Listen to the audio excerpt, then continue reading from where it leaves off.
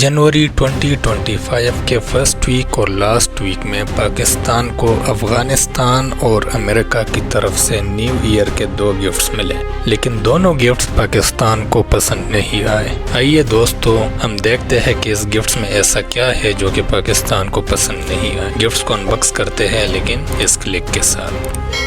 Thank you. جنوری کے first week میں Afghan media سے پتہ چلا کہ افغان طالبان نے اپنے افغان آرمی کو یا افغان طالبان آرمی کو میلان کنکنس میزائلز ہینڈ اوور کر لیے۔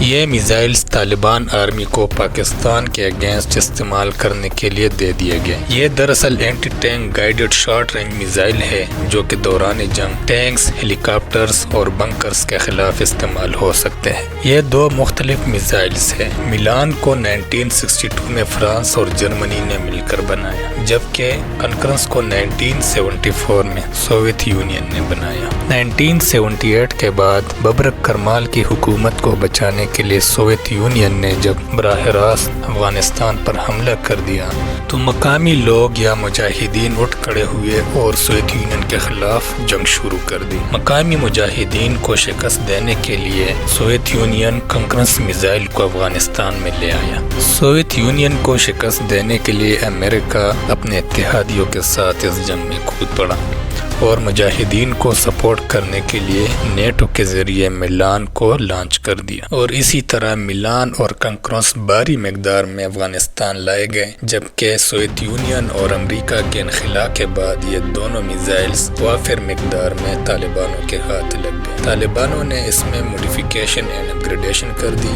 اور موڈیفیکیشن کے بعد اس کو میلان کنکرنس کا نام دے دیا گیا۔ یہ ہتھیار 2 کلومیٹر کے رینج میں اپنے ٹارگٹ کو ہدف بنا کر مکمل طور پر تباہ کرنے کی صلاحیت رکھتا ہے، اور چونکہ یہ وزن میں ہلکا ہتھیار ہے اس لیے اس کو دوران جنگ بآسانی ایک جگہ سے دوسری جگہ بھی منتقل کیا جا سکتا ہے۔ طالبان حکومت کا دعویٰ ہے کہ پاکستان نے دسمبر میں افغانستان کے اندرونی حدود میں ایئر سٹرائک کر کے اعتماد اور تعلقات کو نقصان پہنچایا ہے، جس کے رد عمل میں پاکستان کے دفتر خارجہ نے اب تک کوئی جواب نہیں دیا، لیکن ماضی میں یہ بیانات سامنے ضرور آتے رہے کہ طالبان حکومت کی مدد سے ٹی ٹی پی افغان سرزمین پاکستان کے خلاف استعمال کر رہی ہے۔ ٹی ٹی پی کا بارڈر پار یعنی افغانستان سے پاکستان پر حملہ ہونا دونوں ممالک کے درمیان کشیدگی کا سبب بن رہا ہے۔ اس کشیدگی میں مزید شدت آ رہی ہے کیونکہ ٹی ٹی پی مسلسل افغان سرزمین سے پاکستان پر حملہ آور ہے۔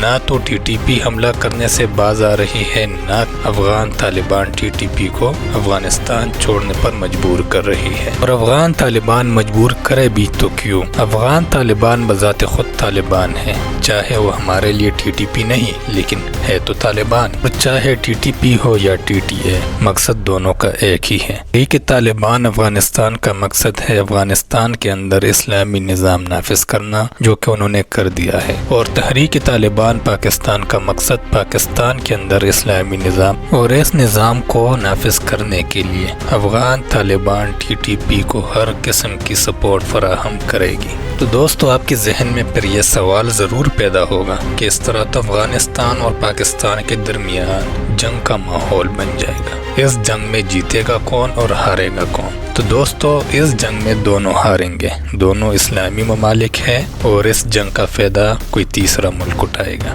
جنگ تو بذات خود ایک سنگین مسئلہ ہے، اور آخر میں ہر جنگ کا حل مذاکرات سے نکلا ہے۔ کرنٹ سچویشن میں افغانستان کی نسبت پاکستان کی آرمی اور ویپن ماڈرن تو ہے، لیکن ہمیں اس بات کو بالکل نظر انداز نہیں کرنا چاہیے۔ جب 2021 میں امریکہ افغانستان چھوڑ کر جا رہا تھا تو $7.12 بلین کا اسلحہ چھوڑ کر گیا ہے، جو کہ اس وقت طالبان آرمی کے زیر استعمال ہے۔ بے شک افغانستان کے پاس فوجی طاقت یا اسلحہ کم ہے، لیکن دنیا کے 2 سپر پاورز کے ساتھ جنگ لڑنے کے ایک وسیع تجربہ ان کے پاس ضرور ہے۔ افغانستان 1973 سے مسلسل حالت جنگ میں ہے، اور جو قوم اتنے عرصے سے حالت جنگ میں ہو تو آپ اندازہ لگا سکتے ہیں ان کے پاس کھونے کو کیا ہوگا۔ 1933 میں افغان بادشاہ نادر شاہ کے قتل پر ان کا بیٹا ظاہر شاہ 19 سال کی عمر میں افغانستان کا بادشاہ بنا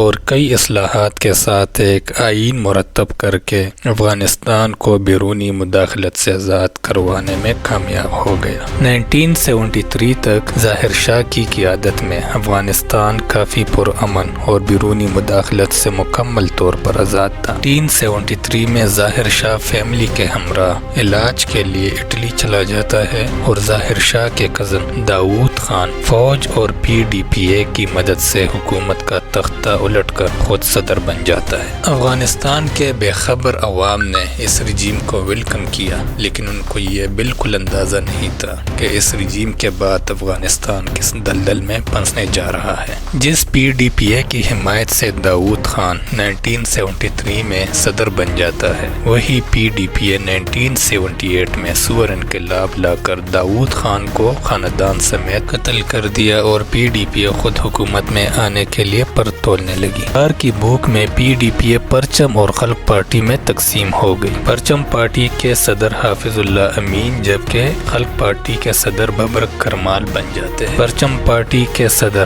حافظ اللہ امین افغانستان کی صدارت سنبھال کر خلق پارٹی کے صدر ببرک کرمال کو جیل میں ڈال دیا۔ ببرک کرمال کو صدر بنانے کے لیے سوویت یونین نے افغانستان پر حملہ کر دیا۔ اس حملے اور مداخلت کے نتیجے میں افغانی باشندوں نے مسلح تحریک شروع کر دی اور اس مداخلت کو شکست دینے کے لیے امریکہ نے ان کو مجاہدین کا نام دیا اور اپنے اتحادیوں کی مدد سے مختلف ممالک سے مجاہدین کی بھرتی شروع کر دی، اور ان مجاہدین کو سوویت یونین کو شکست دینے کے لیے امریکہ اور ان کے اتحادیوں کی طرف سے ہر قسم کی سپورٹ مل رہی تھی۔ ان اتحادیوں میں عرب کنٹریز، چائنا، مصر، یورپی کنٹریز، یونائٹڈ کنگڈم اور پاکستان شامل تھے۔ ان شارٹ افغانستان دنیا کے لیے پراکسی وار کا ہب بن چکا تھا۔ یہ جنگ 10 سال تک جاری رہا اور 1989 میں سوویت یونین کے انخلا پر جنگ ختم تو ہوئی، لیکن ایک بار پھر افغانستان میں حکومت کے لیے اندرونی اختلافات شروع ہو گئے۔ ان اختلافات کے بیچو بیچ طالبانوں کے امیر ملا عمر نے خلافت قائم کی اور افغانستان میں اسلامی نظام نافذ کر کے دنیا بھر کے طالبانوں کے لیے افغانستان کو کھول دیا۔ امریکہ نے مجاہدین کی مدد سے سوویت یونین کو شکست دے دی اور مقصد پورا ہونے پر مجاہدین کو طالبان کہنا شروع کر دیا۔ امریکہ کی اس دوغلی پالیسی کی وجہ سے دنیا بھر سے طالبان یا مجاہدین افغانستان کی طرف چلے گئے اور اسی ہجرت میں اسامہ بن لادن بھی افغانستان چلے گئے۔ اس ٹینس ماحول میں امریکہ کے اندر 9/11 کے واقعات رونما ہوئے، جس کا الزام امریکہ نے القاعدہ پر لگا دی اور ملا عمر سے اسامہ بن لادن کی ڈیمانڈ کر ڈالی۔ ملا عمر نے اسامہ بن لادن کو اپنا مہمان قرار دے کر پشتون روایات کو امریکہ پر مقدم رکھ کر ایبسلیوٹلی ناٹ کہہ دیا۔ یہ تو آپ بہتر جانتے ہیں کہ ایبسلیوٹلی ناٹ پر امریکہ کیا کرتا ہے۔ کچھ زیادہ نہیں، بس رجیم ہی تو چینج کرنا ہے۔ اس رجیم چینج میں ایک دشواری تھی، وہاں پر کوئی پارلیمانی حکومت نہیں تھی بلکہ طالبان کی حکومت تھی۔ سو رجیم چینج کے لیے امریکہ اپنے اتحادیوں کے ساتھ ڈائریکٹ افغانستان پر حملہ آور ہوا اور حامد کرزئی کی حکومت قائم کر دی۔ حامد کرزئی حکومت کو امریکہ سے ہر قسم کی سپورٹ مل رہی تھی اور بدلے میں امریکہ کو یس سر وائی ناٹ۔ اس رجیم کے بعد افغانی باشندوں نے امریکہ اور امریکہ کی بنائی ہوئی حکومت کے خلاف مسلح تحریک شروع کر دی۔ بس فرق صرف یہ کہ پہلے یہ مجاہدین تھے اور اب یہ طالبان۔ اس کشمکش میں امریکہ نے پاکستان سے طالبان کے اگینسٹ ایریل سپیس کی ڈیمانڈ کی تو پاکستان نے بڑے آسانی کے ساتھ ایبسلیوٹلی یس کے ساتھ اپنی سرزمین افغان طالبان کے خلاف استعمال ہونے دی۔ امریکہ کی جنگ کو ہم نے اپنا جنگ بنا دیا اور آج تک اس گول چکر سے پاکستان نہیں نکل سکا، جبکہ بگ باس یعنی امریکہ اپنی جنگ سے 2021 میں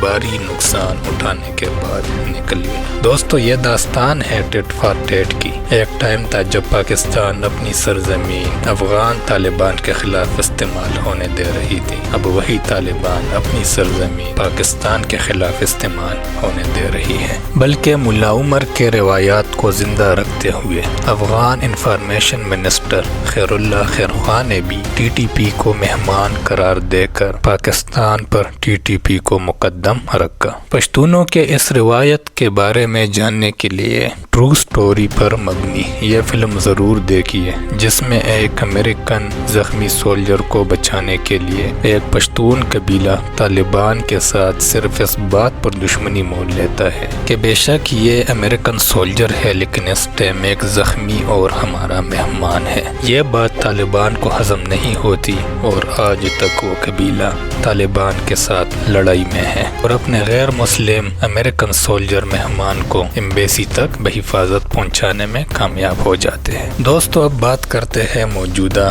دور کی۔ 20 جنوری کے بعد امریکہ کے نئے صدر ڈونلڈ ٹرمپ نے افغانستان سے امریکن اسلحے کی واپسی کا مطالبہ کر دیا اور انکار کی صورت میں افغان طالبان کو سخت نتائج کی دھمکیاں دی گئی۔ دوستو امریکہ اسلحہ واپسی کے نام پر عراق اور شام پہلے یہ بربادی کر چکی ہے، جس سے ایک بات تو واضح ہے کہ امریکہ ایک بار پھر افغانستان پر حملہ کر سکتا ہے اور اس مقصد کے لیے امریکہ کو ایک بار پھر پاکستان کی ضرورت پیش آ سکتی ہے۔ اب اس سچویشن کے لیے امریکہ نے 28 جنوری کو پاکستان کے امدادی پروگرامز پر پابندیاں لگا دی ہیں، جو کہ دراصل امریکہ مستقبل کے لیے گراؤنڈ سیٹ کر رہا ہے۔ اس پابندی کو کچھ دوست عمران خان کی حمایت کے ساتھ جوڑ رہے ہیں، لیکن امریکہ یہ بہت اچھی طرح جانتا ہے کہ عمران خان ہمیشہ سے امریکہ کے جنگ میں پاکستان کے شمولیت پر مخالف رہا ہے اور پاکستان کی خارجہ پالیسی آزاد رکھنا چاہتا ہے۔ اور آپ کو عمران خان کا ایبسلوٹلی ناٹ بھی تو یاد ہوگا۔ میرے خیال میں امریکہ